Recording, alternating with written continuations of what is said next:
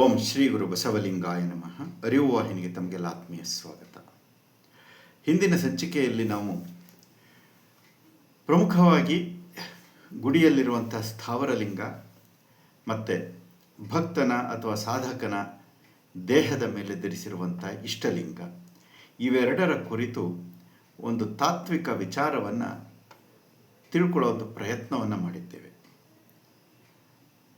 ಸೂಕ್ಷ್ಮವಾಗಿ ಹೇಳಬೇಕು ಅಂದರೆ ಇಷ್ಟಲಿಂಗ ಅರಿವಿನ ಕುರುಹು ಅಥವಾ ಇಡೀ ಅಖಂಡ ಚೈತನ್ಯದ ಕುರುಹು ಅಂತ ಆದರೆ, ಗುಡಿಯಲ್ಲಿರುವ ಸ್ಥಾವರಲಿಂಗ ನಮ್ಮ ಮೂಲ ಪುರುಷ, ಭರತಖಂಡದ ಮೂಲ ಪುರುಷ ಹರನ ಕುರುಹು. ಈ ರೀತಿಯಾಗಿ ನಾವು ವಿಚಾರಗಳನ್ನು ತಿಳ್ಕೊಂಡಿದ್ದೇವೆ. ಇದಕ್ಕೆ ಆಧಾರ ಏನು ಸಿಗ್ಬೋದು? ಇಷ್ಟಲಿಂಗ ಅನ್ನುವುದು ಕೆಲವರು ಹೇಳೋ ಪ್ರಕಾರ ಗುಡಿಯಲ್ಲಿರುವಂಥ ಸ್ಥಾವರಲಿಂಗದ ಪ್ರತಿರೂಪವೇ ಇಷ್ಟಲಿಂಗ.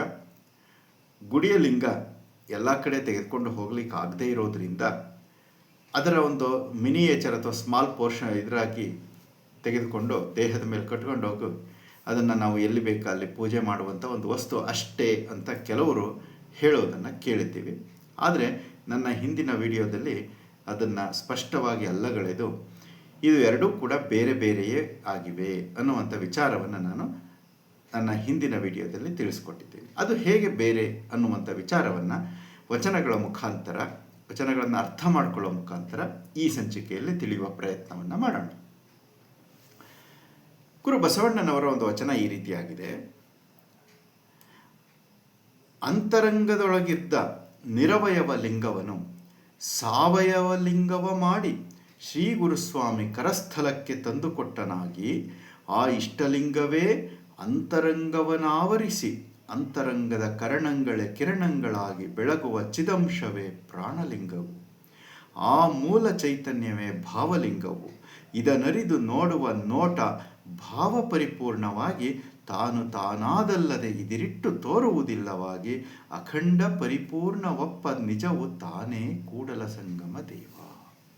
ಈ ವಚನದಲ್ಲಿ ಸ್ಪಷ್ಟವಾಗಿ ಗುರು ಬಸವಣ್ಣನವರು ಲಿಂಗ ಎನ್ನುವುದು ಹೊರಗಿನ ವಸ್ತುವಲ್ಲ, ಅದು ತನ್ನ ಒಳಗಿರುವಂಥ ಚೈತನ್ಯದ ಪ್ರತೀಕ ಅನ್ನುವಂಥ ವಿಚಾರವನ್ನು ಗುರು ಬಸವಣ್ಣನವರು ಈ ವಚನದಲ್ಲಿ ತಿಳಿಸ್ಕೊಡ್ತಾ ಇದ್ದಾರೆ. ಗುಡಿಯಲ್ಲಿರುವ ಲಿಂಗ ನಮ್ಮಿಂದ ಹೊರಗಿರುವ ಲಿಂಗ, ಅದು ಹರನ ಪ್ರತೀಕ. ಹರನು ಮೂಲಿಗನಾಗಿ ಪುರಾತರೊಳಗಾಗಿ ಬಳಿಯಲ್ಲ ಬಂದ ಮಾದಾರನ ಮಗ ನಾನು ಅನ್ನುವಂಥ ವಚನದಲ್ಲಿ ಹರ ನಮ್ಮ ಮೂಲಿಗರು, ಪುರಾತನರು ಅನ್ನುವಂಥ ವಿಚಾರವನ್ನು, ಅವರಿಗೆ ಗೌರವವನ್ನು ಸೂಚಿಸುತ್ತಾ ಆ ಗುಡಿಯಲ್ಲಿರುವಂಥ ಲಿಂಗ ಅವರ ಪ್ರತೀಕ ಅನ್ನುವುದು ಗೊತ್ತಾಗುತ್ತೆ. ಈ ವಚನದಲ್ಲಿ ಸ್ಪಷ್ಟವಾಗಿ ಹೇಳ್ತಾರೆ, ಅಂತರಂಗದೊಳಗಿದ್ದ ನಿರವಯ ಲಿಂಗವನ್ನು, ನಿರಾಕಾರ ಚೈತನ್ಯ ಎಲ್ಲಿದೆ ಅದು ಅಂತರಂಗದಲ್ಲಿದೆ, ಅದನ್ನು ಸಾವಯವ ಲಿಂಗವ ಮಾಡಿ, ಅಂದರೆ ಇಷ್ಟಲಿಂಗದ ಸ್ವರೂಪದಲ್ಲಿ ಮಾಡಿ. ಯಾಕೆಂದರೆ ಸೃಷ್ಟಿ ಗೋಳಾಕಾರವಾಗಿ ಕಾಣ್ತಾ ಇದೆ. ಸೃಷ್ಟಿ ಗೋಳಾಕಾರವಾಗಿರೋದ್ರಿಂದ ಈ ನಿರಾಕಾರ ಚೈತನ್ಯವನ್ನು, ಅಂತರಂಗದಲ್ಲಿರುವ ನಿರಾಕಾರ ಚೈತನ್ಯವನ್ನು ಬಹಿರಂಗದಲ್ಲಿರುವ ಅಖಂಡ ಚೈತನ್ಯವನ್ನು ಒಂದು ಮಾಡಿ ಇಷ್ಟಲಿಂಗದ ಸ್ವರೂಪದಲ್ಲಿ, ಅಂದರೆ ಗೋಳಾಕಾರದ ಸ್ವರೂಪದಲ್ಲಿ ಶ್ರೀ ಗುರುಸ್ವಾಮಿ ಕರಸ್ಥಲಕ್ಕೆ ತಂದುಕೊಟ್ಟನಾಗಿ ಅರಿವಿನ ಪ್ರಜ್ಞೆಯನ್ನು ಬೆಳಗುವುದರ ಮೂಲಕ ನಮ್ಮ ಕರಸ್ಥಲದಲ್ಲಿ ಅದನ್ನು ಧರಿಸಿಕೊಂಡೆವಾಗಿ ಮುಂದೆ ಏನಾಗ್ತಾ ಇದೆ, ಆ ಇಷ್ಟಲಿಂಗವೇ ಅಂತರಂಗವ ಆವರಿಸಿ, ಆ ಲಿಂಗವೇ ಅಂತರಂಗವಾವರಿಸಿ ನಮ್ಮ ಅಂತರಂಗ ಅಂತಂದ್ರೆ ಏನಿರುತ್ತೆ? ಚಿತ್ತ, ಬುದ್ಧಿ, ಅಹಂಕಾರ, ಮನಸ್ಸು, ಜ್ಞಾನ ಅನ್ನುವಂಥ ಕರಣಗಳಿರುತ್ತೆ. ಆ ಕರಣಗಳಲ್ಲೆಲ್ಲವೂ ಕೂಡ ಈ ಇಷ್ಟಲಿಂಗವೇ ಆವರಿಸಿ ಅಂತರಂಗದ ಕಿರಣಗಳಾಗಿ, ಈ ಚಿತ್ತ, ಮನ, ಬುದ್ಧಿ, ಅಹಂಕಾರ, ಜ್ಞಾನಗಳೇ ಕಿರಣಗಳಾಗಿ, ಹೊಳೆಯುವ ಕಿರಣಗಳಾಗಿ ಬೆಳಗುವ ಚಿದಂಶವೇ ಪ್ರಾಣಲಿಂಗವು. ಅಲ್ಲಿ ಬೆಳಗುವಂಥ ಇದೇನಿದೆ ಇದು ಪ್ರಾಣಲಿಂಗ. ಆ ಮೂಲ ಚೈತನ್ಯವೇ ಭಾವಲಿಂಗವು. ಇದಕ್ಕೆ ಮೂಲ ಕಾರಣವಾದಂಥದ್ದೇ ಆ ಮೂಲ ಚೈತನ್ಯ ಅಂತ ಏನು ಚಿತ್ತ ಅಂತ ಕರಿತೀವಿ, ಅದೇ ಭಾವಲಿಂಗವು. ಇದನರಿದು ನೋಡುವ ನೋಟ ಭಾವ ಪರಿಪೂರ್ಣವಾಗಿ ತಾನಾದಲ್ಲದೆ, ಇದು ತಾನಾದಲ್ಲದೆ ಅಂತಂದರೆ ತನ್ನ ಅರಿವಿನ ಪ್ರಜ್ಞೆ ಜಾಗೃತವಾದಲ್ಲದೆ ಇದಿರಿಟ್ಟು ತೋರುವುದಿಲ್ಲವಾಗಿ. ಇದಿರಿಟ್ಟು ತೋರುವುದು ಅಂತಂದ್ರೆ ಏನು ಅಂದರೆ ಎರಡಿಲ್ಲವಾಗಿ ಅಂತ, ತನ್ನನ್ನು ಬಿಟ್ಟು ಹೊರಗೆ ಇಲ್ಲವಾಗಿ ಅಂತ. ಇದಿರಿಟ್ಟು ತೋರುವುದು ಅಂದರೆ ಎದುರಿಗೆ ಇಟ್ಟು ತೋರುವುದು ಅಂತ. ಹಾಗಾಗಿ ಇಲ್ಲಿ ಎದುರಿಗೆ ಇಟ್ಟು ತೋರುವಂಥ ವಸ್ತು ಏನೂ ಇಲ್ಲ, ಎಲ್ಲವೂ ಕೂಡ ತನ್ನ ಒಳಗಡೆ ಇರುವಂಥ ಆತ್ಮ ಚೈತನ್ಯವೇ, ಜೀವ ಚೈತನ್ಯವೇ ಆಗಿರೋದ್ರಿಂದ ತೋರುವುದಿಲ್ಲವಾಗಿ ಅಖಂಡ ಪರಿಪೂರ್ಣವಪ್ಪ ನಿಜವೂ ತಾನೇ ಕೂಡಲ ಸಂಗಮ ದೇವ. ಆ ಅಖಂಡ ಪರಿಪೂರ್ಣ ತೇಜವೇ ತಾನಾಗಿದ್ದಾನೆ ಅನ್ನುವಂಥದ್ದು. ಇದು ಇಷ್ಟಲಿಂಗದ ಸ್ವರೂಪ. ಅಂದರೆ ತನ್ನ ಒಳಗಿರುವಂಥ ಚೈತನ್ಯ, ಹೊರಗಿರುವ ಅಖಂಡ ಚೈತನ್ಯ, ಅದನ್ನು ಸಂವೇದಿಸಿಕೊಂಡು ಅವುಗಳ ಏಕೀಭವನ ಮಾಡಿಕೊಳ್ಳುವುದು ಅಂತರಂಗದಲ್ಲಿ ಮತ್ತು ನಮ್ಮ ಬಹಿರಂಗದ ಆಚಾರಗಳಲ್ಲಿ. ಈ ರೀತಿಯಾಗಿ ಪ್ರತಿಯೊಬ್ಬ ವ್ಯಕ್ತಿಯೂ ಕೂಡ, ಪ್ರತಿಯೊಬ್ಬ ಸಾಧಕನೂ ಕೂಡ ಇಷ್ಟಲಿಂಗದ ಸ್ವರೂಪವೇ ಅಥವಾ ಲಿಂಗದ ಸ್ವರೂಪವೇ ತಾನು ಆಗುವಂಥ ಒಂದು ಪ್ರಕ್ರಿಯೆ ಏನಿದೆ, ಇದು ಗುರು ಬಸವಣ್ಣನವರು ಕೊಟ್ಟಿರುವಂಥ ಲಿಂಗಾಯತ ಸಿದ್ಧಾಂತ. ಆದರೆ ಗುಡಿಯಲ್ಲಿರುವಂಥ ಲಿಂಗದಲ್ಲಿ ಈ ವ್ಯವಸ್ಥೆ ಇಲ್ಲ. ಅಲ್ಲಿ ದ್ವೈತ ಅಂದರೆ ನಾವು ಆ ಒಂದು ಚೈತನ್ಯ ಇದೆ, ಆ ಚೈತನ್ಯವನ್ನು ಪೂಜೆ ಮಾಡ್ತೀವಿ, ಅದರಿಂದ ಪ್ರಸಾದವನ್ನು ಪಡೆದುಕೊಳ್ತೀವಿ. ಆದರೆ ನಾನು ಆ ಚೈತನ್ಯದ ಮಟ್ಟಕ್ಕೆ ಏರುವ ಯಾವ ಪ್ರಯತ್ನವೂ ಕೂಡ ಅಲ್ಲಿ ನಡೆಯುವುದಿಲ್ಲ.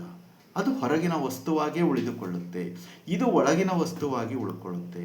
ಹಾಗಾಗಿ ಗುಡಿಯಲ್ಲಿರುವ ಲಿಂಗ ಹೊರಗಿನ ವಸ್ತುವಾಗಿ ನಾವು ನೋಡಿದ್ರೆ, ಹೊರಗಿನ ಚೈತನ್ಯವಾಗಿ ನೋಡಿದರೆ ಇದು ಅಂತರಂಗದ ಚೈತನ್ಯ. ಹೀಗೆ ಎರಡೂ ಕೂಡ ಸಂಪೂರ್ಣ ಭಿನ್ನ ಭಿನ್ನ ನೆಲೆಯಲ್ಲಿ ನಿಲ್ತಾ ಇದ್ದಾವೆ. ಇದನ್ನು ಕೆಲವು ಟೀಮ್ಗಳಿದ್ದಾವೆ. ಕನ್ನೇರಿಯನ್ ಟೀಮ್ ಏನು ಮಾಡ್ತಾ ಇದ್ದೆ ಅಂತಂದರೆ, ಜನರಲ್ಲಿ ಗೊಂದಲವನ್ನು ಉಂಟು ಮಾಡಿಸಿ ಉದ್ಭವಿಸಿ ಏನು ಮಾಡಬೇಕು, ಜನರು ಮುಂದೆ ಬಸವಣ್ಣನವರು ಅಂತ ಹೆಸರನ್ನೇ ಹೇಳಲು ಲಿಂಗಾಯತ ಅನ್ನುವ ಒಂದು ಸಂಸ್ಕೃತಿಯೇ ಇಲ್ಲಿ ಇರಲಿಲ್ಲ ಅಂತ ಅದನ್ನು ಸಂಪೂರ್ಣ ನಾಶ ಮಾಡಲಿಕ್ಕೋಸ್ಕರ ಈ ಕನ್ನೇರಿಯನ್ ಟೀಮ್ನಂಥವರು ಸೇರಿಕೊಂಡು ಗುಡಿಯ ಲಿಂಗ ಇಷ್ಟಲಿಂಗ ಎರಡೂ ಒಂದೇ ಅಂತ ಜನರ ಮನಸ್ಸಿನಲ್ಲಿ ಗೊಂದಲವನ್ನು ಬಿತ್ತಲಿಕ್ಕೆ ನಿರಂತರ ಶ್ರಮವನ್ನು ಹಾಕ್ತಾ ಇದ್ದಾರೆ. ಅವರ ಶ್ರಮ ಒಂದೇ ಗುರಿ ಅವ್ರದ್ದು. ಏನು? ಬಸವಣ್ಣನವರ ಹೆಸರನ್ನು ಯಾರು ಹೇಳಬಾರ್ದು ಮುಂದೆ ಈ ನಾಡಿನಲ್ಲಿ, ಲಿಂಗಾಯತ ಧರ್ಮ ಈ ನಾಡಿನಲ್ಲಿ ಉಳಿಬಾರದು.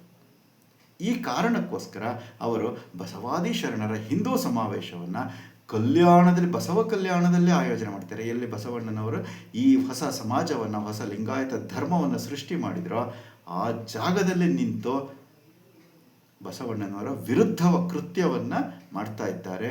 ಮುಂದೆ ಯಾರೂ ಕೂಡ ಬಸವಣ್ಣನವರ ಹೆಸರನ್ನು ಹೇಳக்கூಡದು. ಬಸವಣ್ಣನವರ ಲಿಂಗಾಯತ ಧರ್ಮವನ್ನು ಇತ್ತು ಈ ಭೂಮಿ ಮೇಲೆ ಅಂತಲೇ ಯಾರೂ ಕೂಡ ಹೇಳಬಾರ್ದು. ಆ ರೀತಿ ಮೂಲೋತ್ಪಾಟನೆಯನ್ನು ಮಾಡಲಿಕ್ಕೆ ಇವತ್ತು ಬಸವ ಕಲ್ಯಾಣದಲ್ಲಿ ಬೀಜಾಂಕುರವನ್ನು ಮಾಡಲಿಕ್ಕೆ ಕನ್ನೇರಿಯನ್ ಟೀಮ್ ಇವತ್ತು ಸೇರಿಕೊಂಡಿದೆ.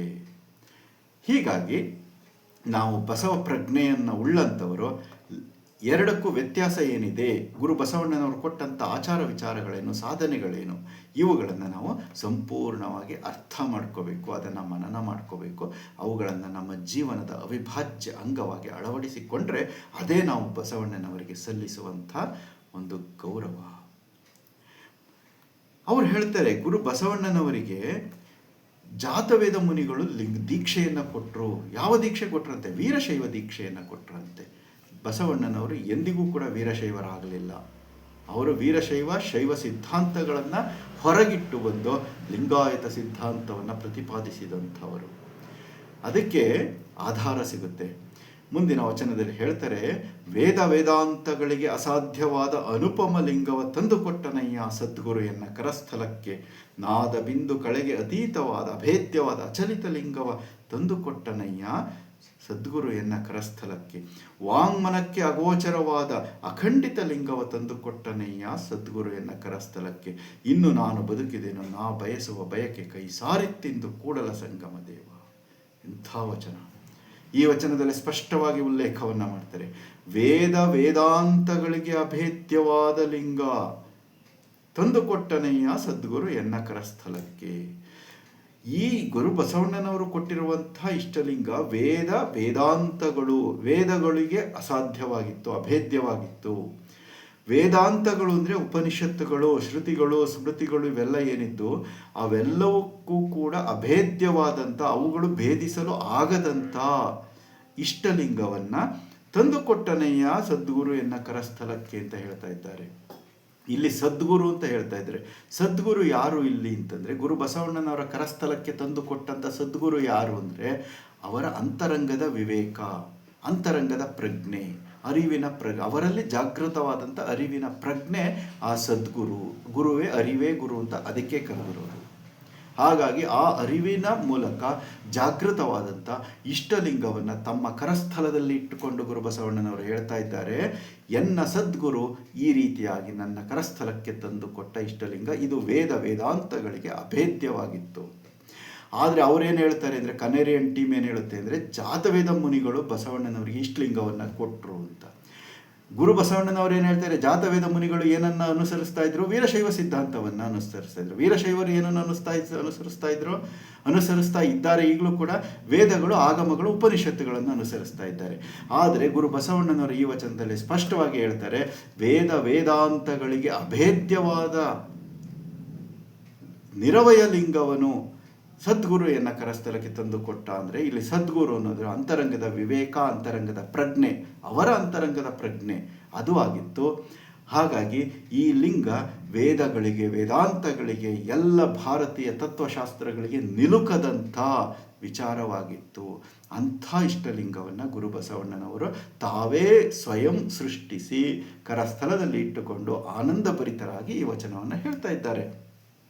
ಮುಂದೆ ಹೇಳ್ತಾರೆ, ನಾದ ಬಿಂದು ಕಳೆಗೆ ಅಭೇದ್ಯವಾದ ಅಚಲಿತ ಲಿಂಗವ ತಂದು ಕೊಟ್ಟನಯ್ಯ ಅಂತ ಹೇಳ್ತಾರೆ. ನಾದ ಬಿಂದು ಕಳೆಗೆ ಅಭೇದ್ಯವಾದ ನಾದ ಅಂದರೆ ಸೃಷ್ಟಿಯ ಯಾವತ್ತಿಗೂ ಕೂಡ ಇದು ನಿಲಿಕೆ ಇರಲಿಲ್ಲ, ಯಾರಿಗೂ ಕೂಡ ವೇದ್ಯನೂ ಕೂಡ ಆಗಿರಲಿಲ್ಲ. ಇದುವರೆಗೆ ಬಂದಂಥ ಗುರು ಬಸವಣ್ಣನವರ ತನಕ ಆಗಿ ಹೋದಂಥ ಯಾವ ಮಹಾತ್ಮರಿಗೂ, ಯಾವ ಪುರಾಣ ಪುಣ್ಯ ಪುರುಷರಿಗೂ ಕೂಡ ಈ ಇಷ್ಟಲಿಂಗದ ಕಾನ್ಸೆಪ್ಟ್, ಬೇಸಿಕ್ ಕಾನ್ಸೆಪ್ಟ್ ಏನಿದೆಯಲ್ಲ, ಇದು ಹೊಳೆದೇ ಇರಲಿಲ್ಲ.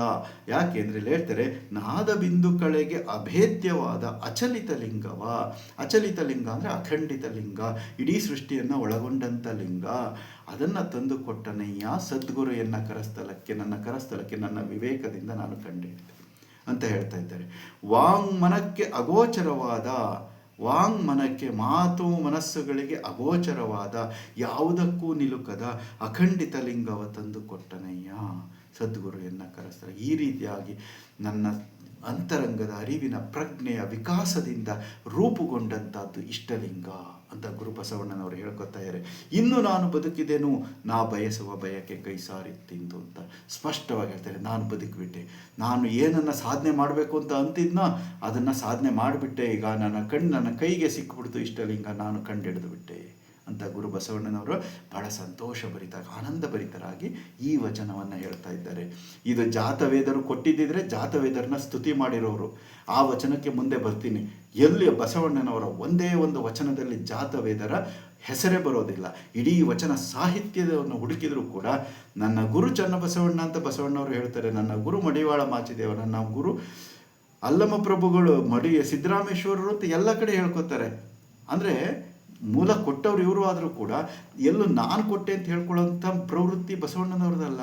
ನನಗೆ ಇಂಥದನ್ನ ತಿಳಿಸ್ಕೊಟ್ಟವ್ರು ಚನ್ನಬಸವಣ್ಣ, ನನಗೆ ಜ್ಞಾನವನ್ನು ಕೊಟ್ಟವ್ರು ಪ್ರಭುದೇವರು. ಈ ರೀತಿಯಾಗಿ ಹೇಳುವಂಥ ಬಸವಣ್ಣನವರು ಎಲ್ಲಿಯೂ ಕೂಡ ಜಾತವೇದರ ಹೆಸರನ್ನು ಹೇಳೋದಿಲ್ಲ. ತಮಗೆ ದೀಕ್ಷೆಯನ್ನು ಕೊಟ್ಟಂಥ, ತಮಗೆ ಜ್ಞಾನವನ್ನು ಕೊಟ್ಟಂಥ ಗುರುವಿನ ಹೆಸರನ್ನು ಬಸವಣ್ಣನವರು ಎಲ್ಲೂ ಪ್ರಸ್ತಾಪಿಸಿಲ್ಲ ಇಡೀ ವಚನ ಸಾಹಿತ್ಯದಲ್ಲಿ. ಅದರ ಅರ್ಥ ಅವರ ಗುರು ಜಾತವೇದರು ಅಲ್ಲವೇ ಅಲ್ಲ. ಇದು ಕಪೋಲಕಲ್ಪಿತ ಕಥೆ. ಯಾರೋ ವೀರಶೈವರು ಸೃಷ್ಟಿಸಿರುವ ಕಪೋಲಕಲ್ಪಿತ ಕಥೆ. ಜಾತವೇದರು ಬಸವಣ್ಣನವರಿಗೆ ಗುರುಗಳು ಅಂತ, ಅದು ಸುಳ್ಳು. ಶೈಕ್ಷಣಿಕ ಗುರುಗಳು, ಈಶಾನ್ಯ ಗುರುಗಳು ಅಂತ ಇದ್ದರು. ಅವರಿಗೆ ಶಿಕ್ಷಣವನ್ನು ಕೊಟ್ಟಂಥ ಗುರುಗಳು, ಇಷ್ಟಲಿಂಗವನ್ನು ಕೊಟ್ಟಂಥ ಗುರು ಅವರಿಗೆ ಯಾರೂ ಇಲ್ಲ. ಅವರಿಗೆ ಅದು ಸ್ವಯಂ ವೇದ್ಯ, ತಮ್ಮಿಂದ ತಾವೇ ಕಂಡು ಹಿಡಿದಂಥ ಒಂದು ತಾತ್ವಿಕ ನಿದರ್ಶನ ಅದು. ಹಾಗಾಗಿ ಹೇಳ್ತಾರೆ ನೋಡ್ರಿ, ಇಷ್ಟಲಿಂಗ ಅಂದರೆ ಏನು ಅಂತ ಪಕ್ಕಾ ಡೆಫಿನಿಷನ್ ಕೊಡ್ತಾರೆ ಗುರು ಬಸವಣ್ಣನವರು. ಅಯ್ಯ ಎನ್ನ ಹೃದಯದಲ್ಲಿ ವ್ಯಾಪ್ತವಾಗಿ ಪರಮ ಚಿದ್ ಬೆಳಕ ಹಸ್ತಮಸ್ತಕ ಸಂಯೋಗದಿಂದ ಒಂದುಗೂಡಿ ಮಹಾಬೆಳಗ ಮಾಡಿದಿರಲ್ಲ. ನೋಡ್ರಿ ಹೇಳ್ತಾರೆ, ಎನ್ನ ಹೃದಯದಲ್ಲಿ ವ್ಯಾಪ್ತವಾಗಿ ಪರಮ ಚಿದ್ ಬೆಳಕು. ಇಷ್ಟಲಿಂಗ ಅಂದರೆ ಹೃದಯದಲ್ಲಿ ಇರುವಂಥ ಚಿದ್ ಬೆಳಗು, ಅದು ಗುಡಿಯಲ್ಲಿರುವ ಬೆಳಗು ಅಂತ ಹೇಳ್ತಾ ಇಲ್ಲ. ಗುಡಿಯಲ್ಲಿರುವ ಬೆಳಕಿಗೂ ಇದಕ್ಕೂ ಸಂಬಂಧನೇ ಇಲ್ಲ. ಎನ್ನ ಹೃದಯದಲ್ಲಿ ಇರುವಂಥ ಪರಮಚಿತ್ ಬೆಳಗು ಅಂತ ಹೇಳ್ತಾರೆ. ಇದನ್ನು ಏನು ಮಾಡಿದಂತೆ, ಎನ್ನ ಮಸ್ತಕದೊಳಗೆ ಹಸ್ತಮಸ್ತಕ ಸಂಯೋಗ ಅಂತ ಹೇಳ್ತಾರೆ. ಹಸ್ತ ಅಂದರೆ ಇದು ಕರಸ್ಥಲದಲ್ಲಿ ಇಟ್ಕೊಂಡದ್ದು, ಮಸ್ತಕ ಜ್ಞಾನ, ಇವೆರಡಕ್ಕೂ ಸೃಷ್ಟಿ ಈ ಸಾವಯವ ಚೈತನ್ಯ ಮತ್ತು ನಿರವಯವ ಚೈತನ್ಯ ಇವೆರಡನ್ನ ಕೂಡಿ ಒಂದನ್ನು ಮಾಡಿದಂಥ ಗುರುವೇ ಅಂಥ ಲಿಂಗವೇ ಅಂತ ಹೇಳ್ತಾ ಇದ್ದಾರೆ. ಅದು ಸಾಧ್ಯವಾಯಿತು ಅಂತ. ಅಯ್ಯ ಎನ್ನ ಮಸ್ತಕದೊಳಗೆ ಒಂದುಗೂಡಿದ ಮಹಾ ಬೆಳಗ ತಂದು ಭಾವದೊಳಗೆ ಇಂಬಿಟ್ಟಿರಲ್ಲ, ಭಾವದೊಳಗೆ ಕೂಡಿದ ಮಹಾ ಬೆಳಗ ತಂದು ಮನಸ್ಸಿನೊಳಗೆ ಇಂಬಿಟ್ಟಿರಲ್ಲ, ಮನಸ್ಸಿನೊಳಗೆ ಕೂಡಿದ ಮಹಾಬೆಳಗ ತಂದ ಕಂಗಳೊಳು ಇಂಬಿಟ್ಟಿರಲ್ಲ, ಅದನ್ನು ಎನ್ನ ಕರಸ್ಥಲದಲ್ಲಿ ಥಳಥಳಿಸಿ ಬೆಳಗಿ ಹೊಳೆಯುತ್ತಿಪ್ಪ ಅಖಂಡ ತೇಜವನೇ ಇಷ್ಟಲಿಂಗವೆಂಬ ದೃಷ್ಟವ ತೋರಿ ನಿಶ್ಚಯ ನಿಜ ಸೃಷ್ಟಿಸಿದಿರಲ್ಲ. ಎಷ್ಟು ಸ್ಪಷ್ಟವಾಗಿ ಇಷ್ಟಲಿಂಗ ಅಂದರೆ ಈ ರೀತಿಯಾಗಿ ಹೃದಯದಲ್ಲಿ ವ್ಯಾಪ್ತವಾಗಿರುವ ಬೆಳಗು, ಭಾವದೊಳಗೆ ಇರುವಂಥ ಬೆಳಗು, ಮನಸ್ಸಿನೊಳಗೆ ಇರುವಂಥ ಬೆಳಗು. ಈ ಬೆಳಗನ್ನು ಕರಸ್ಥಲಕ್ಕೆ ಇಟ್ಟುಕೊಂಡು ನಾನು ನೋಡ್ತಾ ಇದ್ದೇನೆ. ಏನನ್ನು ನೋಡ್ತಾ ಇದ್ದೇನೆ ಅಂದರೆ ನನ್ನ ಇರವನ್ನು, ನನ್ನ ಒಂದು ಜ್ಞಾನವನ್ನು, ನನ್ನ ಅರಿವಿನ ವಿಕಾಸವನ್ನು ನಾನು ನೋಡ್ಕೊಳ್ತಾ ಇದ್ದೇನೆ ಅನ್ನುವಂಥ ವಿಚಾರ. ಇಷ್ಟಲಿಂಗ ಯಾಕಿದೆ ಅಂದರೆ ಪ್ರತಿಯೊಬ್ಬ ಮನುಷ್ಯನು ತನ್ನ ಅರಿವಿನ ವಿಕಾಸವನ್ನು ತಾನು ನೋಡ್ಕೊಳ್ಳೋದಕ್ಕೆ ಇಷ್ಟಲಿಂಗ. ಗುಡಿಯ ಲಿಂಗಕ್ಕೂ ಇಷ್ಟಲಿಂಗಕ್ಕೂ ಸಂಬಂಧವೇ ಇಲ್ಲ. ಗುಡಿಯ ಲಿಂಗ ಯಾವತ್ತಿಗೂ ನಮ್ಮಿಂದ ಭಿನ್ನ, ಇಷ್ಟಲಿಂಗ ನಮ್ಮಿಂದ ಇದು ಅಭಿನ್ನ. ಅಭಿನ್ನ ಅಂದರೆ ಅದು ತನ್ನನ್ನು ಬಿಟ್ಟು ಅಗಲಿ ಇರುವುದಕ್ಕೆ ಸಾಧ್ಯವಿಲ್ಲದ ವಸ್ತು ಅನ್ನುವಂಥದ್ದು. ಮುಂದೆ ಹೇಳ್ತಾರೆ ನೋಡ್ರಿ, ಬಸವಣ್ಣವ್ರ ಗುರು ಯಾರು? ಅವರು ಯಾರು? ಜಾತವೇದರು ಹೇಳ್ತಾರಲ್ಲ, ಆಗಲೇ ಹೇಳಿದ್ನಲ್ಲ ಅದು ಸುಳ್ಳು ಅಂತ. ಅದನ್ನು ಪ್ರತಿಪಾದನೆ ಮಾಡ್ತಾರೆ ಗುರು ಬಸವಣ್ಣನವರು. ಮುನ್ನಿನ ಜನ್ಮದಲ್ಲಿ ಗುರುಲಿಂಗ ಜಂಗಮವ ಪೂಜಿಸಲರಿಯದ ಕಾರಣ ಬಹು ಜನ್ಮಕ್ಕೆ ತಂದಿಕ್ಕಿದೆಯೇಯ ಎನ್ನನು. ಎನಗೆ ಗುರುಪಥವ ತೋರಿದವರಾರು, ಎನಗೆ ಲಿಂಗ ಪಥವ ತೋರಿದವರಾರು, ಜಂಗಮ ಪಥವ ತೋರಿದವರಾರು, ಪಾದೋದಕ ಪ್ರಸಾದ ಪಥವ ತೋರಿದವರಾರು, ತೋರಿದ ಮನವೇ ನೀವೆಂದರಿತೆ, ಕೂಡಿನಗಿನ್ನಾವ ಭಯವಿಲ್ಲ ಕೂಡಲ ಸಂಗಮ ದೇವ. ನೋಡ್ರಿ ಹೇಳ್ತಾರೆ ಇಲ್ಲಿ, ನಾನು ಈ ಎಲ್ಲ ಶ್ರಮಗಳಿಗೆ, ಕಷ್ಟಗಳಿಗೆ ಒಳಗಾಗೋದಕ್ಕೆ ಕಾರಣ ಏನು ಅಂದರೆ ನನ್ನಲ್ಲಿ ಜ್ಞಾನ ಇಲ್ಲದೆ ಇರುವಂಥದ್ದು. ನಾನು ಅಂದರೆ ಇಲ್ಲಿ ಬಸವಣ್ಣನವರು ಅಂತ ಸ್ಥೂಲವಾಗಿ ಅರ್ಥ ಮಾಡಿಕೊಂಡ್ರು ಕೂಡ ಸೂಕ್ಷ್ಮವಾಗಿ ಪ್ರತಿಯೊಬ್ಬ ಜೀವಾತ್ಮ ನಮಗೆ ಯಾಕೆ ಇದೆಲ್ಲ ಅರ್ಥ ಆಗ್ತಾ ಇಲ್ಲ, ಯಾಕೆ ಕಷ್ಟದಲ್ಲಿ ಬಿದ್ದು ಒದ್ದಾಡ್ತಾ ಇದ್ದೀವಿ ಅಂದರೆ ನಮಗೆ ಮುಂದಿನ ಜನ್ಮ, ನಾವು ಹಿಂದೆ ಜ್ಞಾನವನ್ನು ಹೊಂದದೇ ಇರೋದಕ್ಕೆ ಕಾರಣದಿಂದಾಗಿ ನಾವು ಇವತ್ತು ಭವದಲ್ಲಿ ಬಿದ್ದು ಒದ್ದಾಡ್ತಾ ಇದ್ದೀವಿ. ನನಗೆ ಜ್ಞಾನ ಇದ್ದಿದ್ರೆ ನಾನು ಯಾಕೆ ಭವದಲ್ಲಿ ಬರ್ತಾ ಇದ್ದೆ ಅನ್ನುವ ವಿಚಾರವನ್ನು ಹೇಳ್ತಾ ಇದ್ದಾರೆ. ನನಗೆ ಗುರುಪಥವ ತೋರಿದವರಾರು, ನನಗೆ ಯಾರು ತೋರಿದ್ರು ಗುರುಪಥವನ್ನು? ಲಿಂಗಪಥವ ತೋರಿದವರಾರು, ಯಾರು ತೋರಿಸಿದ್ರು? ಲಿಂಗ. ಆಮೇಲೆ ಪಾದೋದಕ ಪ್ರಸಾದ, ಇವನ್ನೆಲ್ಲ ತೋರಿಸಿದವರು ಯಾರು ಅಂತ ಅಂದರೆ ನನಗೆ ಜಾತವೇದರು ಅಂತ ಅವ್ರು ಎಲ್ಲೂ ಹೇಳ್ಕೊಳ್ಳೋದಿಲ್ಲ. ತೋರುವ ಮನವೇ ನೀವೆಂದರಿತೆ, ನನ್ನ ಮನಸ್ಸೇ ನನಗೆ ತೋರಿಸ್ತು, ನನ್ನ ವಿವೇಕವೇ ನನಗೆ ತೋರಿಸ್ತು, ತೋರುವ ಮನವೇ ನೀವೆಂದರಿತೆ ಅಂತ ಹೇಳ್ತಾ ಇದ್ದಾರೆ. ನನಗಿನ್ನಾವ ಭಯವಿಲ್ಲ, ನನಗೆ ನನ್ನ ಮನಸ್ಸು ವಿವೇಕ ಪ್ರಜ್ಞೆಯಿಂದ ಜಾಗೃತವಾಗಿ ಇವೆಲ್ಲವನ್ನು ತೋರಿಸ್ತಾ ಇದೆಯಲ್ಲ, ಗುರು ಲಿಂಗ ಜಂಗಮ ಪಾದೋದಕ ಪ್ರಸಾದ ಇವೆಲ್ಲವನ್ನು ತೋರಿಸ್ತಲ್ಲ, ನನಗೆ ಇನ್ಯಾವ ಭಯವಿಲ್ಲ. ಸ್ಪಷ್ಟವಾಗಿ ಹೇಳ್ತಾ ಇದ್ದಾರೆ. ಎಲ್ಲೂ ಜಾತವೇದರು ನನ್ನ ಗುರುಗಳು ಅಂತ ಹೇಳ್ತಾ ಇಲ್ಲ, ನನ್ನ ಅರಿವಿನ ಪ್ರಜ್ಞೆಯೇ ಗುರು ಅಂತ ವಚನಗಳಲ್ಲಿ ನಿಸ್ಸಂದೇಹವಾಗಿ ಬರ್ತಾ ಇದೆ. ಇದನ್ನು ಅರ್ಥ ಮಾಡಿಕೊಳ್ಳದ ಕನ್ನೇರಿ ಟೀಮು ದ್ರೋಹವನ್ನು ಎಸಗ್ತಾ ಇದ್ದಾರೆ. ಗುರು ದ್ರೋಹವನ್ನು, ಶರಣರ ದ್ರೋಹ, ಗುರುದ್ರೋಹ, ಬಸವ ದ್ರೋಹವನ್ನು ಎಸಗಿ ಬಸವಣ್ಣನವರ ಹೆಸರನ್ನು ಯಾರು ಹೇಳಬಾರದು ಅನ್ನುವಂಥ ಒಂದು ಸ್ಥಿತಿಗೆ ಕೊಂಡೊಯ್ದು ಬಸವಾದಿ ಶರಣರ ಹಿಂದೂ ಸಮಾವೇಶವನ್ನು ಮಾಡ್ತಾ ಇದ್ದಾರೆ. ಅದರ ಅರ್ಥ ಬಸವಣ್ಣನವರು ಒಬ್ಬ ಹಿಂದೂ ಆಗಿದ್ದರು. ಹಿಂದೂ ಆಗಿದ್ದರೆ ಸರಿಯಪ್ಪ, ನೀವು ಹೇಳೋ ಪ್ರಕಾರ ಬಸವಣ್ಣನವರು ಹಿಂದೂ ತಾನೆ. ಹಿಂದೂ ಆಗಿದ್ದ ಮೇಲೆ ಅವರು ಸ್ಥಾವರ ಪೂಜೆಯನ್ನು ಒಪ್ಕೋಬೇಕಾಗಿತ್ತು ತಾನೆ. ಅವರಿಗೂ ಸ್ಥಾವರಕ್ಕೂ ಸಂಬಂಧವಿಲ್ಲ. ಸ್ಥಾವರ ಕಳಿವುಂಟು, ಜಂಗಮ ಕಳಿವಿಲ್ಲ ಅಂತ ಸ್ಪಷ್ಟವಾಗಿ ನಿರಾಕರಣೆಯನ್ನು ಮಾಡ್ತಾ ಇದ್ದಾರೆ. ತಾವು ಹೇಳೋ ಪ್ರಕಾರ ಗುರು ಬಸವಣ್ಣನವರು ಸ್ಥಾವರ ಪೂಜೆಯನ್ನು ಖಂಡಿಸಿಲ್ಲ, ಟೀಕಿಸಿಲ್ಲ ಅಂತ ಹೇಳೋದೇ ಆಗಿದ್ರೆ, ಅಥವಾ ಅವರು ಇಷ್ಟಲಿಂಗವನ್ನು ಅವರಿಗೆ ಬೇರೆ ವೀರಶೈವರು ಕೊಟ್ಟಿದ್ರು ಅನ್ನೋದೇ ಆಗಿದ್ರೆ, ಸಾವಿರಾರು ವಚನಗಳಲ್ಲಿ ಇಷ್ಟಲಿಂಗವನ್ನು ಬಿಟ್ಟು ಮತ್ತೇನನ್ನೂ ಧರಿಸಬಾರದು, ಪೂಜಿಸಬಾರದು, ನೋಡಬಾರದು, ಅದರ ವಾರ್ತೆಯನ್ನು ಕೇಳಬಾರದು ಅಂತ ಯಾಕೆ ಸಾವಿರಾರು ವಚನಗಳಲ್ಲಿ ಪ್ರತಿಪಾದನೆ ಮಾಡಿದ್ದಾರೆ ಅಲ್ವಾ? ಹಾಗೆ ಇದು ನಾವು ವಚನಗಳನ್ನು ಸರಿಯಾದ ನೆಲೆಯಲ್ಲಿ ಅರ್ಥ ಮಾಡ್ಕೊಳ್ಬೇಕು. ನಮಗೆ ಹೆಂಗೆ ಬೇಕೋ ಹಂಗೆ ವಚನಗಳನ್ನು ಅರ್ಥ ಮಾಡ್ಕೊಳ್ಳೋದಲ್ಲ. ವಚನ ಹೇಗಿದೆಯೋ ಹಾಗೆ ನಾವು ಅರ್ಥ ಮಾಡ್ಕೋಬೇಕು. ನಾನಿರುವ ನೆಲೆಯಲ್ಲಿ ಬಸವಣ್ಣನವರು ಹೇಳಿದ್ದಾರೆ ಅಂತಂದರೆ ಅದು ನನ್ನ ಮೂರ್ಖತನ. ಬಸವಣ್ಣನವರು ಏನನ್ನ ಹೇಳಿದರೆ ಆ ನೆಲೆಯಲ್ಲಿ ನಾನು ಹೋಗಿ ನಿಂತ್ಕೊಳ್ಳೋದು ನನ್ನ ಜಾಣತನ ಆಗುತ್ತೆ. ನಾನು ಜಾಣನಾಗಬೇಕೋ ಮೂರ್ಖನಾಗಬೇಕು ಅನ್ನೋದು ನನಗೆ ಬಿಟ್ಟಂಥ ವಿಚಾರ. ಹಾಗಾಗಿ ಈ ಯಾರನ್ನು ದಾರಿ ತಪ್ಪಿಸುವಂಥ ಕೆಲಸವನ್ನು ಈ ಟೀಮ್ನವ್ರು ಮಾಡ್ತಾ ಇದ್ದಾರಲ್ಲ, ಅದನ್ನು ತಕ್ಷಣ ನಿಲ್ಲಿಸಬೇಕು. ಹಾಗಾದರೆ ಈ ಇಷ್ಟಲಿಂಗದ ಸಾಧನೆ ಗುರು ಬಸವಣ್ಣವ್ರು ಕಂಡಿಡಿದ್ರಲ್ಲ, ಅದು ಹೆಂಗೆ ಸಾಧ್ಯ ಆಯಿತು ಅವರಿಗೆ? ಸಾಧ್ಯ ಆಗಿದ್ದು ಕೂಡ ವಚನ ಇದೆ. ಸುಮ್ಮನೆ ಯಾವುದು ಕಟ್ಟುಕತೆಗಳು, ಕಪೋಲ ಕಲ್ಪಿತ ಕಥೆಗಳು ಇಲ್ಲಿ ಯಾವುದೂ ಇಲ್ಲ. ಎಲ್ಲ ವಿಜ್ಞಾನಮಯ. ವಚನಗಳೇ ವಿಜ್ಞಾನಮಯ. ಹಾಗಾಗಿ ಮುಂದಿನ ವಚನದಲ್ಲಿ ಗುರು ಬಸವಣ್ಣನವರು ಹೇಗೆ ಇಷ್ಟಲಿಂಗವನ್ನು ಸಾಕ್ಷಾತ್ಕರಿಸಿಕೊಂಡರು ಅಥವಾ ಹೇಗೆ ಕಂಡಿಡಿದ್ರು ಅನ್ನುವಂಥ ವಿಚಾರ ಇಲ್ಲಿ ಬರ್ತಾ ಇದೆ ನೋಡ್ರಿ. ಎನ್ನ ಗಂಡ ಬರಬೇಕೆಂದು ಎನ್ನಂತರಂಗವೆಂಬ ಮನೆಯ ತೆರಹು ಮಾಡಿ, ಅಷ್ಟದಳವೆಂಬ ಓವರಿಯಳು ನಿಜ ನಿವಾಸವೆಂಬ ಹಾಸುಗೆಯ ಹಾಸಿ, ಧ್ಯಾನವೆಂಬ ಮೇಲುಕಟ್ಟಂ ಕಟ್ಟಿ ಜ್ಞಾನವೆಂಬ ದೀಪವ ಬೆಳಗಿ, ನಿಷ್ಕ್ರಿಯ ಎಂಬ ಉಪಕರಣಗಳ ಹರಹಿಕೊಂಡು, ಪಶ್ಚಿಮ ದ್ವಾರವೆಂಬ ಬಾಗಿಲ ತೆರೆದು ಕಂಗಳೇ ಪ್ರಾಣವಾಗಿ ಬರವ ಹಾರುತ್ತಿರ್ತೇನಯ್ಯ. ನಾನು ಬಾರದಿರ್ದಡೆ ಉಮ್ಮಳಿಸಿಹನೆಂದು ತಾನೇ ಬಂದು ಎನ್ನ ಹೃದಯ ಸಿಂಹಾಸನದ ಮೇಲೆ ಮೂರ್ತಗೊಂಡರೆ ಎನ್ನ ಬಯಕೆ ಸಯವಾಯಿತು. ಹಿಂದೆ 12 ವರ್ಷದಲ್ಲಿದ್ದ ಚಿಂತೆ ಇಂದು ನಿಶ್ಚಿಂತವಾಯಿತು. ಕೂಡಲ ಸಂಗಮ ದೇವರು ಕೃಪಾಮೂರ್ತಿಯಾದ ಕಾರಣ ನಾನು ಬದುಕಿದೆನು.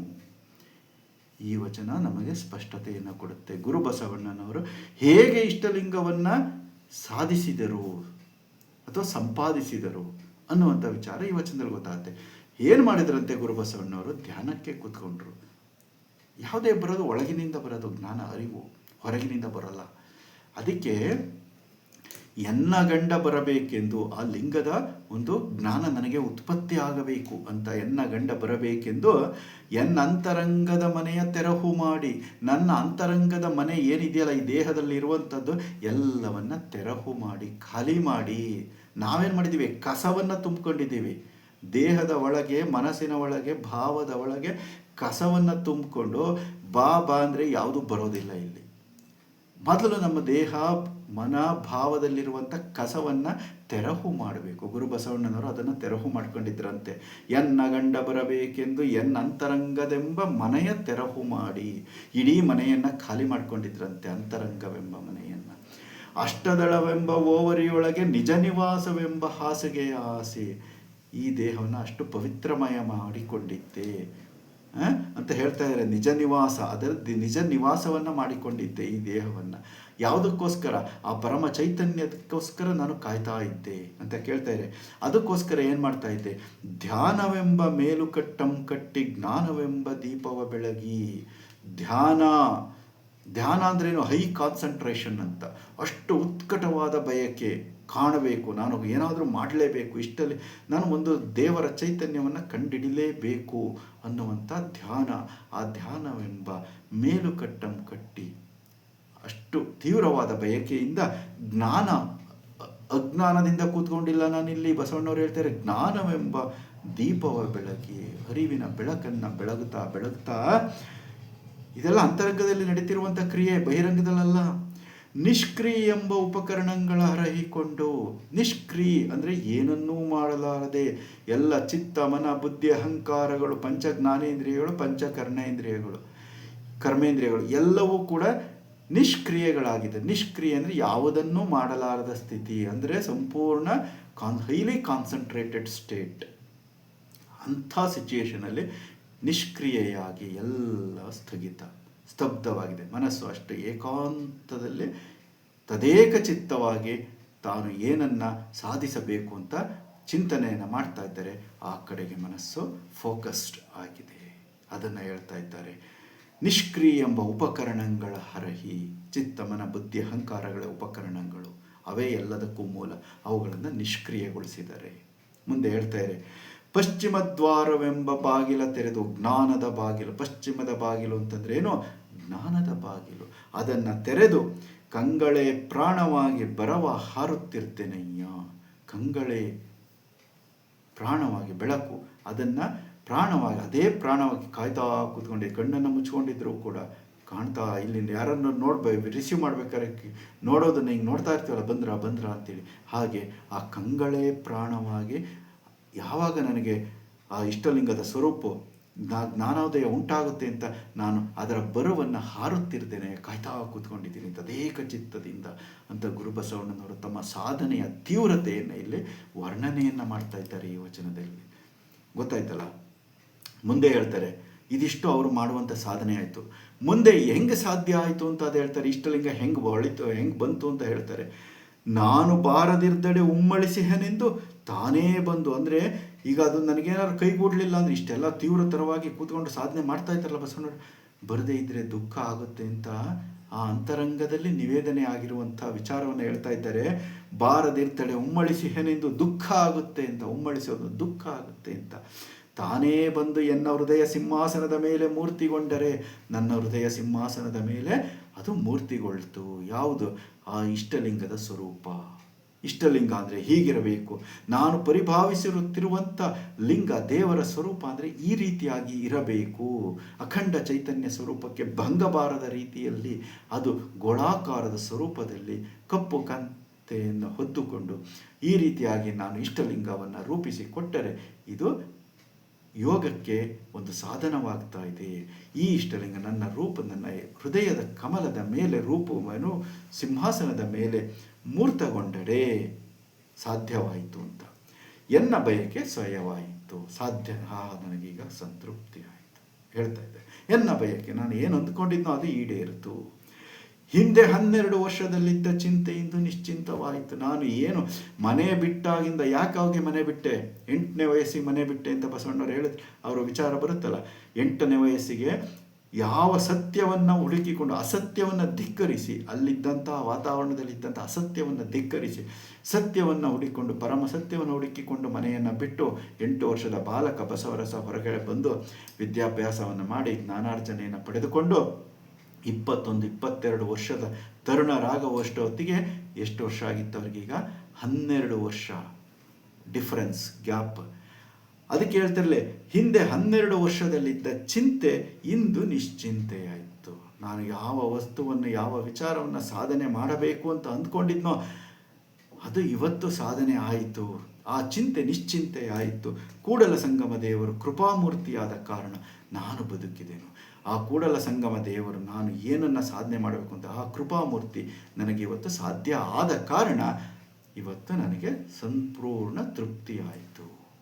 ಇಷ್ಟಲಿಂಗ ನನಗೆ ಸಾಧ್ಯವಾಯಿತು ಅಂತ ಮೊಟ್ಟ ಮೊದಲ ಬಾರಿಗೆ ಈ ವಚನದ ರಚನೆಯನ್ನು ಮಾಡಿದ್ದಾರೆ. ಯಾವುದು ಕಟ್ಟುಕತೆಯಲ್ಲ.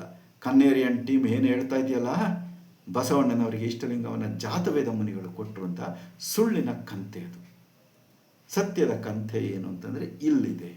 ಇದು ಸತ್ಯ ಕಥೆ, ಸುಳ್ಳಿನ ಕಂತೆ ಅಲ್ಲ.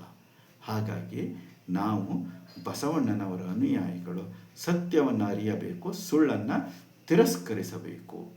ಇವತ್ತೇನು ಬಸವ ಕಲ್ಯಾಣದಲ್ಲಿ ಸಾಧನೆ ಮಾಡಲಿಕ್ಕೆ ವೇದನೆ ಪಟ್ಟು ಹೋಗ್ತಾ ಇದ್ದಾರೆ ಕನೇರಿಯನ್ ಟೀಮ್. ಬಸವಣ್ಣನವರು ಈ ನೆಲದಲ್ಲಿ ಏನನ್ನು ಸಾಧನೆ ಮಾಡಲಿಲ್ಲ, ಹಿಂದೂ ಧರ್ಮದಲ್ಲಿ ಇದ್ದದನ್ನು ಹೇಳಿದರು ಅಂತ. ಹಿಂದೂ ಧರ್ಮದಲ್ಲಿ ಹೇಳೋದಕ್ಕೆ ಇಷ್ಟೆಲ್ಲ ಕಷ್ಟಪಡೋ ಅವಶ್ಯಕತೆ ಇರಲೇ ಇಲ್ಲ. ಗುರು ಬಸವಣ್ಣನವರು ವಚನಗಳನ್ನು ಬರೆಯೋದು, ಕಲ್ಯಾಣ ಕ್ರಾಂತಿ ಆಗೋದು, ಇದು ಯಾವುದೋ ಅವಶ್ಯಕತೆಯೇ ಇರಲಿಲ್ಲ ಹಿಂದೂ ಧರ್ಮದಲ್ಲಿ ಇರೋದನ್ನು ಹೇಳೋದಾಗಿದ್ದಿದ್ರೆ ಅಲ್ವಾ. ಹೊಸದಾಗಿ ಯಾವತ್ತೂ ಕೂಡ ಘರ್ಷಣೆ ಎಲ್ಲೇ ಆಗುತ್ತೆ ಅಂದರೆ ಹೊಸ ವಿಚಾರ, ಹೊಸ ಆಚಾರ ಬಂದಾಗ ಘರ್ಷಣೆ ಆಗುತ್ತೆ. ಅದದ್ದು ಹಂಗಂಗೆ ಇದ್ದರೆ ಘರ್ಷಣೆ ಆಗೋದಿಲ್ಲ ಯಾವತ್ತಿಗೂ ಕೂಡ. ಯಾವುದು ಹೆಂಗಿದೆ ಹಂಗೆ ಇತ್ತು ಅಂದರೆ ಘರ್ಷಣೆ ಆಗೋದಿಲ್ಲ. ಯಾವಾಗ 2 ಭಿನ್ನ ಅಭಿಪ್ರಾಯಗಳು ಬರುತ್ತೆ ಅಲ್ಲಿ ಘರ್ಷಣೆ ಆಗ್ತಾ ಇದೆ. ಹಳೆಯ ವ್ಯವಸ್ಥೆಗೆ ಬಸವಣ್ಣನವರು ಹೊಸ ವ್ಯವಸ್ಥೆಯನ್ನು ಕೊಟ್ಟಿದ್ದರಿಂದ ಘರ್ಷಣೆ ಆಯಿತು. ಯಾಕೆ? ಹಳುಬರು ತಮ್ಮ ಸ್ಥಾನಮಾನ ಹೋಗುತ್ತೆ ಅಂತೇಳಿ ಇವತ್ತು ಹೆಂಗೆ ಈ ಟೀಮ್ ಓಡಾಡ್ತಾ ಇದೆಯಲ್ಲ, ದುಷ್ಟರ ಟೀಮ್ ಓಡಾಡ್ತಾ ಇದೆಯಲ್ಲ, ಬಸವಣ್ಣನವ್ರನ್ನ ಹತ್ತಿಕ್ಕಬೇಕು ಅಂತೇಳಿ. ಆವತ್ತಿಗೂ ಕೂಡ 12ನೇ ಶತಮಾನದಲ್ಲಿ ಹತ್ತಿಕ್ಕುವ ಪ್ರಯತ್ನಗಳು ಭರ್ಜರಿಯಾಗಿ ನಡೆದು ಅವತ್ತಿನ ಕಾಲಘಟ್ಟಕ್ಕೆ ಸ್ವಲ್ಪ ಸಫಲರಾದ್ವಿ ಅಂತೇಳಿ ಅವ್ರು ಅಂದ್ಕೊಂಡ್ರು. ಆದರೆ ಮತ್ತಿವತ್ತು ಏನೋದು ವಚನ ಸಾಹಿತ್ಯ ಎದ್ದು ನಿಂತುಬಿಡ್ತು. ಬಸವಣ್ಣನವರು ವಿಶ್ವವ್ಯಾಪಿಯಾಗಕ್ಕೆ ಶುರುವಾದರು. ಅದು ಇವರಿಗೆ ಕಣ್ಣು ಕುಕ್ಕಿ ಮತ್ತೆ ನಮ್ಮ ಸ್ಥಾನಮಾನಗಳು ಹೋಗ್ತಾ ಇದ್ದಾವೆ ಅಂಥೇಳಿ ಈ ದುಷ್ಟರ ಟೀಮು ಇವತ್ತು ಕೆಲಸ ಮಾಡಲಿಕ್ಕೆ ಪ್ರಾರಂಭ ಮಾಡಿದೆ. ಆದರೆ ಇವರ ಕೆಲಸ ಇಲ್ಲಿಗೆ ಮುಕ್ತಾಯ ಆಗೇ ಆಗುತ್ತೆ. ಗುರು ಬಸವಣ್ಣನವರ ವಿರುದ್ಧ ಯಾವ ದುಷ್ಟ ಶಕ್ತಿಗಳು ಇನ್ನು ಮುಂದೆ ನಿಲ್ಲಕ್ಕೆ ಸಾಧ್ಯ ಆಗೋದಿಲ್ಲ ಅಂತ ಈ ಕನ್ನೇರಿಯನ್ ದುಷ್ಟ ಟೀಮಿಗೆ ಮನವರಿಕೆ ಮಾಡಿಕೊಡ್ತಾ ಇಂದಿನ ಚಿಂತನೆಯನ್ನು ಮುಗಿಸ್ತಾ ಇದ್ದೀನಿ. ಮುಂದಿನ ಚಿಂತನೆಯಲ್ಲಿ ಮತ್ತಷ್ಟು ವಚನಗಳೊಂದಿಗೆ ಸಾಕ್ಷೀಕರಿಸಿ ಈ ವಿಚಾರಗಳನ್ನು ತಿಳಿಸಿ ಹೇಳುವ ಪ್ರಯತ್ನವನ್ನು ಮಾಡ್ತೇನೆ. ವೀಕ್ಷಿಸಿದ್ದಕ್ಕೆ ಧನ್ಯವಾದಗಳು. ಶರಣು ಶರಣ.